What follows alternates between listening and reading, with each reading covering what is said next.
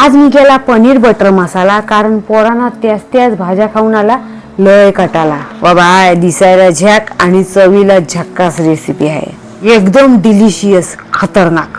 बघायला गेली तर रेसिपीत कठीण असं काहीच नाही. अहो लय सोपी. सगळ्यात आधी तेल घालायचं आणि मग बटर घालायचं. बटरला जर तुम्ही एकट्याला घातला तर ते पटकन गरम होऊन चटकन करापतं. आता मिरची पावडर आणि हळद घालून पनीरचं सगळं तुकडं तेलात चांगलं तरसवून घ्यायचं. अजिबात करपवायचं नाहीत. टमाटी, भिजलेलं काजू, आलं, लसूण, मिरची पावडर, हळद घालून त्याची अशी पेस्ट करून घ्यायची.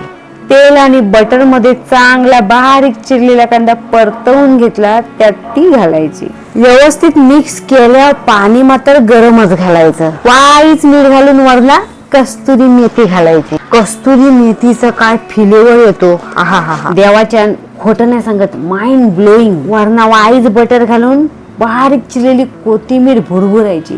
तुम्हाला सांगतो, रोटी नान काहीच नाही तर सरळ तांदळाची गरम गरम भाकरी घालायची.